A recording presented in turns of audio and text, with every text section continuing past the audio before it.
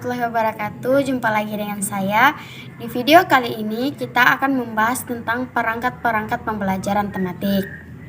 Mari belajar bersama. Sebelum kita membahas tentang perangkat-perangkat pembelajaran tematik, alangkah baiknya kita mengetahui apa itu perangkat pembelajaran agar kita lebih memahami lebih baik lagi. Perangkat pembelajaran adalah kumpulan alat bantu yang digunakan guru agar kegiatan dan kinerja guru lebih maksimal dalam aktivitas pembelajaran. Perangkat ini terdiri dari beberapa fasilitas, bahan, dan panduan.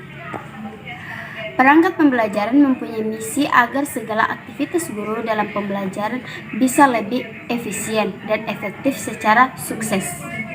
Itulah pengertian atau visi misi dari perangkat pembelajaran. Selanjutnya kita akan membahas ke perangkat-perangkat pembelajaran tematik. Seperti gambar di samping, ini ada 12 perangkat pembelajaran tematik. Jadi kita akan membahas satu persatu tentang perangkat-perangkat pembelajaran tematik. Dari yang pertama yaitu silabus. Apa itu silabus?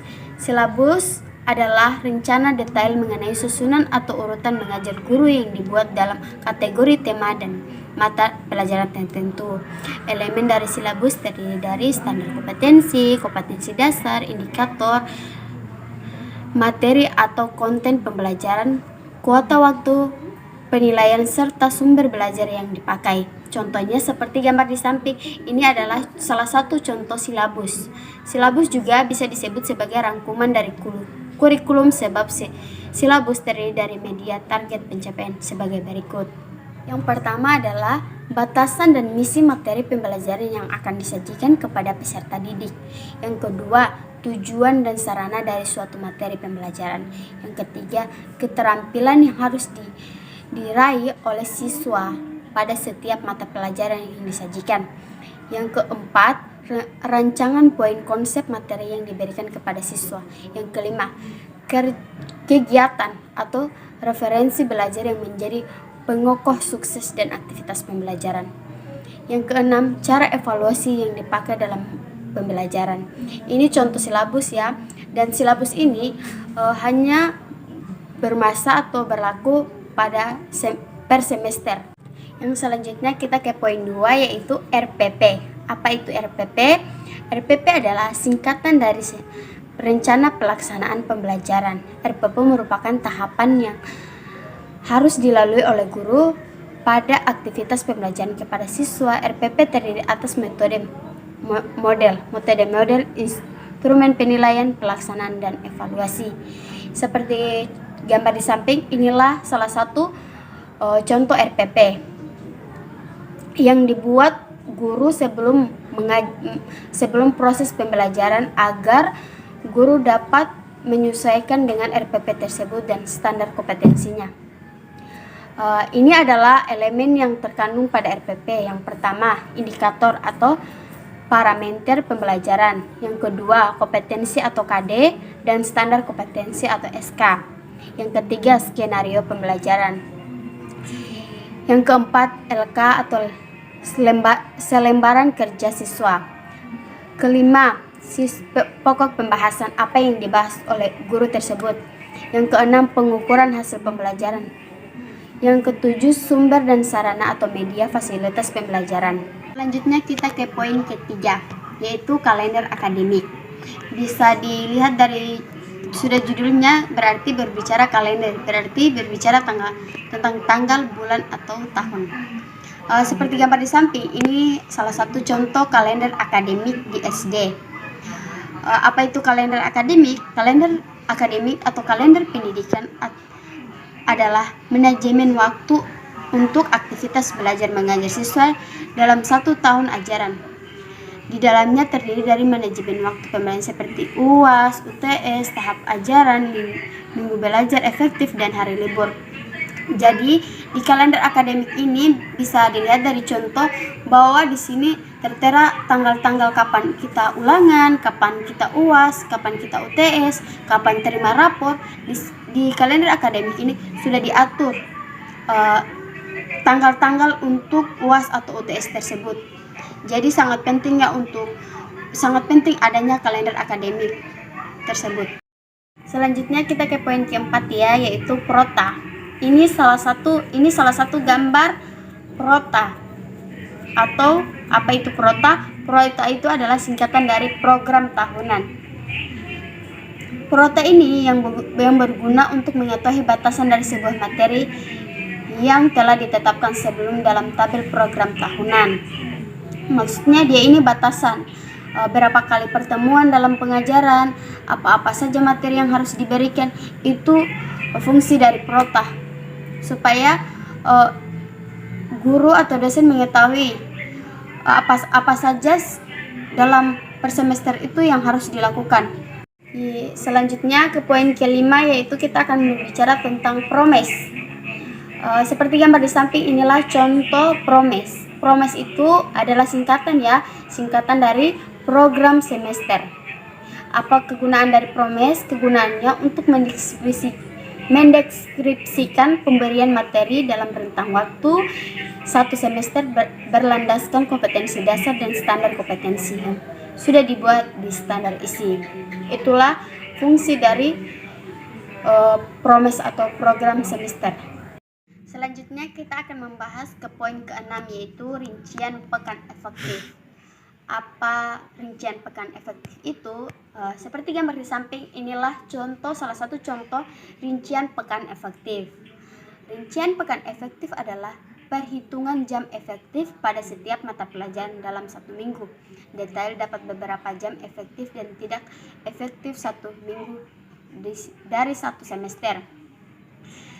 Rincian pekan efektif merupakan hasil analisis pada manajemen waktu yang efektif pada saat tahun ajaran dilaksanakan. Dalam membuat rincian pekan efektif, guru harus mengacu pada kalender pendidikan atau akademik yang telah disusun. Rincian pekan efektif bisa berfungsi untuk panduan guru ketika menetapkan hasil yang efektif dalam aktivitas pembelajaran.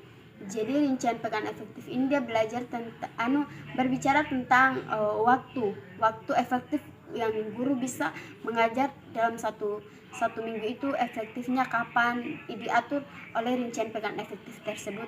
Dan rincian pekan efektif tersebut bisa dibuat dengan mengacu atau melandaskan di kalender pendidikan tersebut. Itulah rincian pekan efektif. Selanjutnya kita ke poin ke-7, yaitu buku absen. Bisa dilihat ya dari judulnya saja, buku absen berarti tentang kehadiran siswa. Seperti gambar di samping, inilah contoh buku absen. Apa itu buku absen? Buku absen merupakan buku muatan nama lengkap siswa pada satu kelas. Kegunaan dari buku absen adalah untuk memantau keterangan siswa di kelas. Jadi buku absen ini menulis semua nama-nama yang ada dalam kelas tersebut. Untuk apa? Kegunaannya untuk mengetahui siapa saja yang hadir atau yang aktif dalam kegiatan pembelajaran tersebut. Itulah kegunaan buku absen.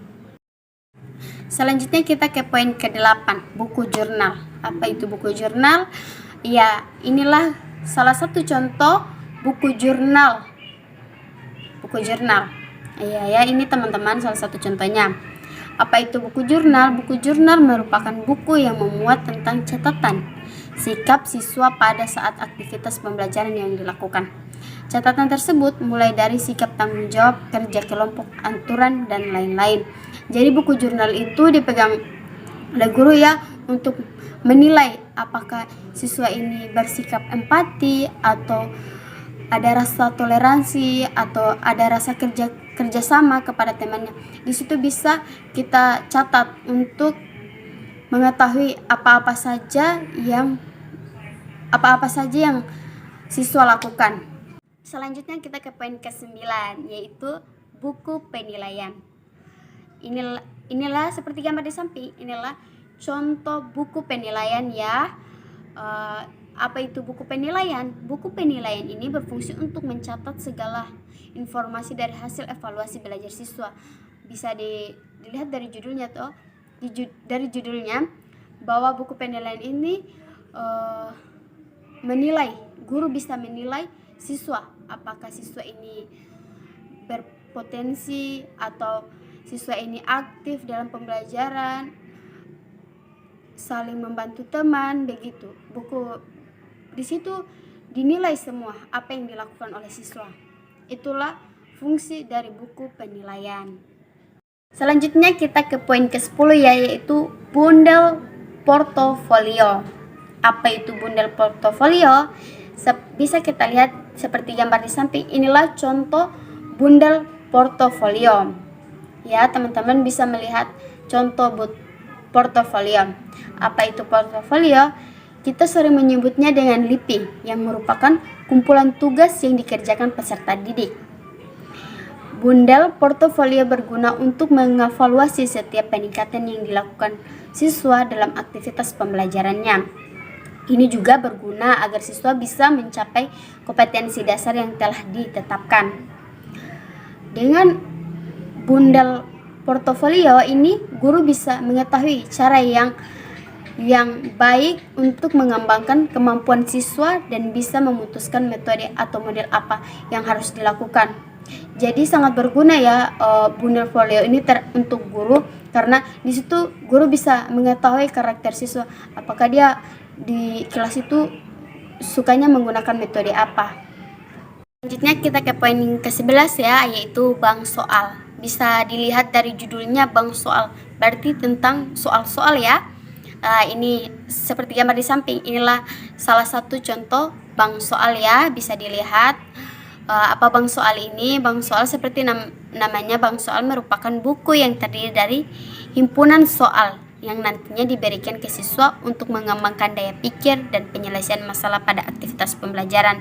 Misalnya bank soal pada saat kita ulangan, kan nanti kita siswa dihadapkan oleh soal-soal. Di situ soal-soal tersebut bisa